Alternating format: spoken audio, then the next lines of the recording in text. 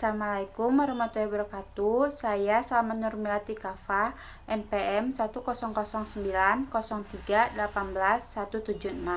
kelas Manajemen Keuangan Islam kelas E. Di sini saya akan sedikit menjelaskan tentang prinsip operasi lembaga keuangan syariah.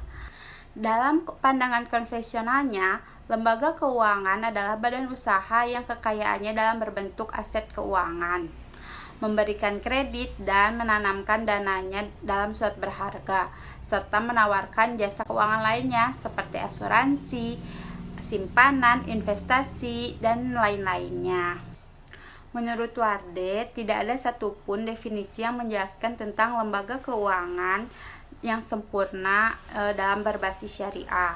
Tetapi Warde memberikan kriteria tentang lembaga keuangan yang berbasis syariah, yaitu milik umat Islam, melayani umat Islam, dan ada Dewan Syariah yang merupakan anggota organisasi International Association of Islamic Book atau IAIB dan sebagainya.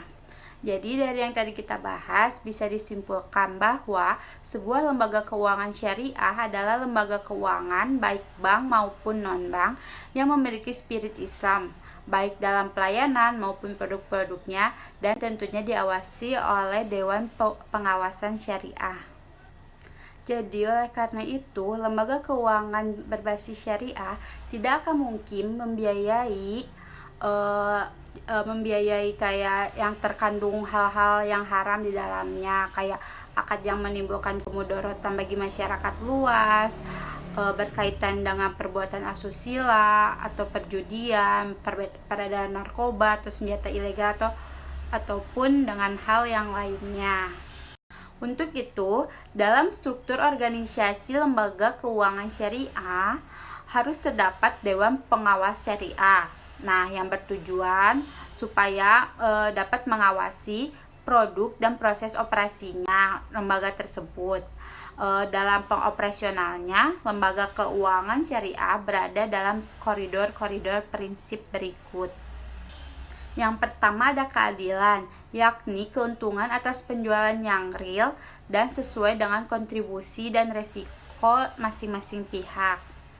Lalu yang kedua ada kemitraan. Nah, yang berarti posisi nasabah investor itu sama pengguna dana dan lembaga keuangan itu sendiri itu sejajar gitu, kayak sejajar sebagai mitra usaha yang saling bersinergi buat dapat keuntungan. Lalu yang ketiga ada transparansi, yaitu lembaga keuangan syariah akan memberikan laporan keuangannya secara terbuka kepada nasabah investor supaya mereka itu dapat mengetahui kondisi keuangannya. Lalu yang keempat ada universal, yaitu artinya tidak membedakan agama, ras, suku ataupun golongan dalam masyarakat, sama sesuai kayak prinsip Islam sebagai rahmatan lil alamin. Lembaga keuangan syariah dalam setiap transaksinya tidak memakai suku bunga, baik untuk tabungan investasi masyarakat ataupun dalam pendanaan modal usaha bagi yang membutuhkannya. Keuntungan total pada modal akan dibagi di antara kedua belah pihak dengan secara adil. Pihak penyedia dana tidak akan dijamin dengan laju keuntungan di depan meskipun bisnis itu tidak menguntungkan. Sistem bunga akan merugikan penghimpun modal, baik suku bunga yang tinggi maupun suku bunga yang rendah, serta laju pertumbuhan yang rendah. Ciri-ciri sebuah lembaga keuangan syariah adalah sebagai berikut. Yang pertama, dalam menerima titipan dan investasi, lembaga keuangan syariah harus sesuai dengan fatwa Dewan Pengawas Syariah.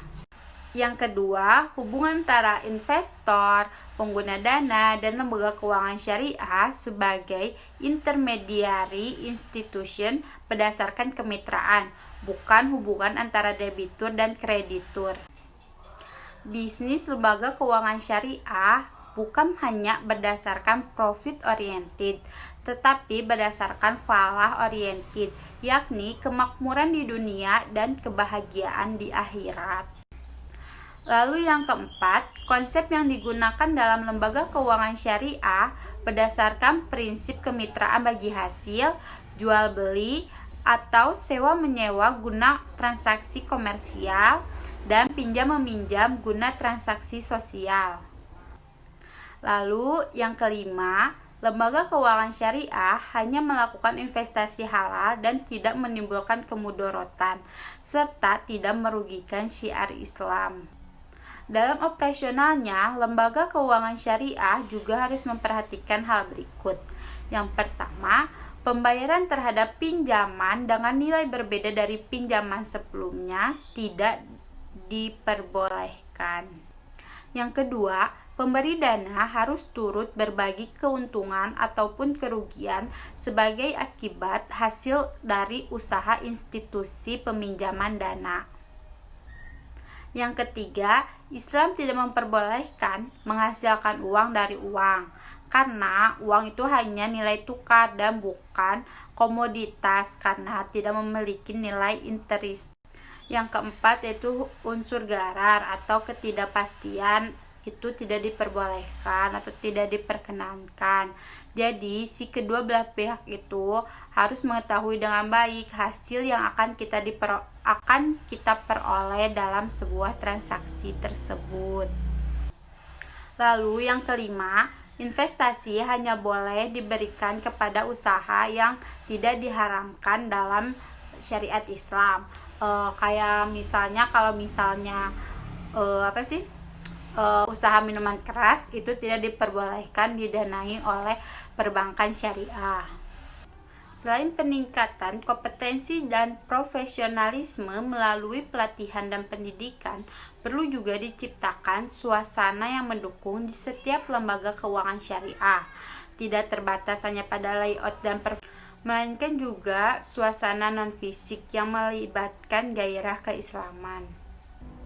Hal ini perlu dilakukan sebagai environmental enforcement, mengingat agar sumber daya yang telah belajar, mendapatkan pelatihan dan pembelajaran yang baik ketika masuk ke dalam sebuah pekerjaan tidak menjadi sia-sia karena kurangnya pendukungan di lingkungannya.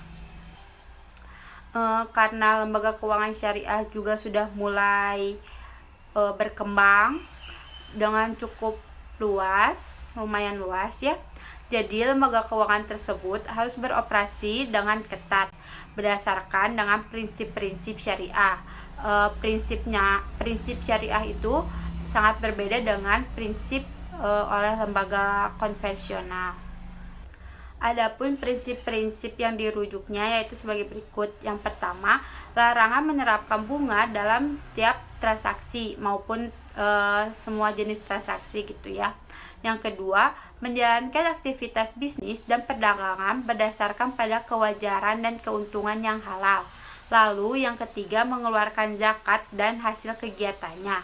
Yang keempat, larangan menjalankan monopoli.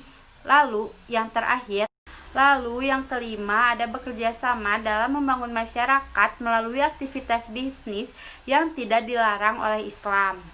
Mungkin sekian presentasi dan penjelasan dari saya. Mohon maaf apabila banyak kekurangan. Wabillahi wa taufiq wal hidayah. Wassalamualaikum warahmatullahi wabarakatuh.